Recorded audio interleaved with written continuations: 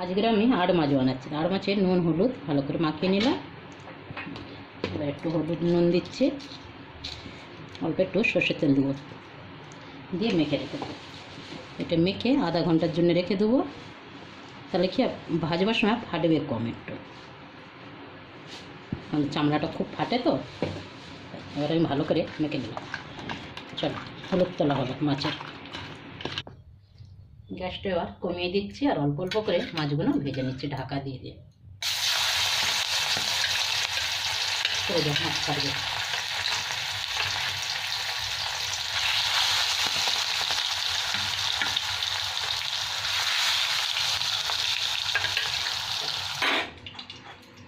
এখানে আমার মাছগুলো সব ভাজা হয়ে গেছে। মাছ ভাজার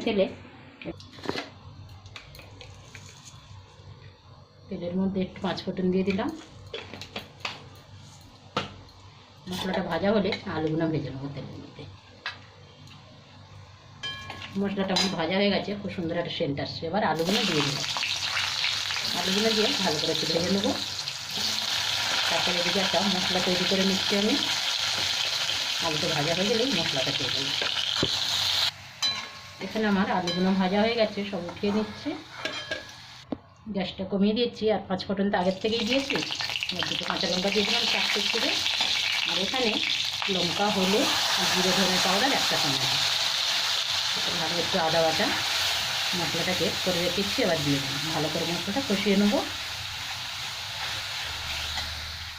মশলার থেকে আমার তেল ছেড়ে দিয়েছে। এবার আলুগুলো দিয়ে দিলাম। আলুগুলো দিয়ে 2 মিনিট ভেজে নেবো, তারপরে গরম জল দিয়ে দেবো।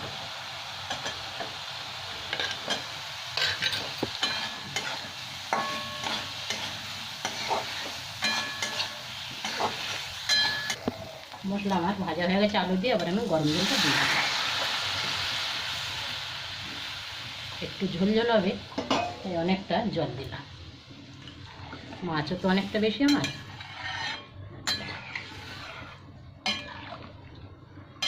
এবার ঢাকাটা খুলে দেখছি। এবার মাছগুলোও তুলে দেবো। আলুটা তো সেদ্ধ হয়ে গেছে, ভাজতে ভাজতে হাফ সেদ্ধ হয়ে গেছিলো। এবার আমি মাছগুলো সব দিয়ে দেবো।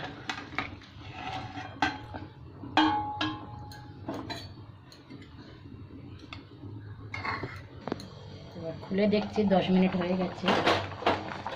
ঝোলটাও অনেকটা কমে গেছে। আলু তো পুরো সেদ্ধই হয়ে গেছে, ফেটে গেছে আলু এখান থেকে, পুরো গলে গেছে। সেরকমই ঝোল থাকবে না, নুন টুন সব ঠিক আছে একদম।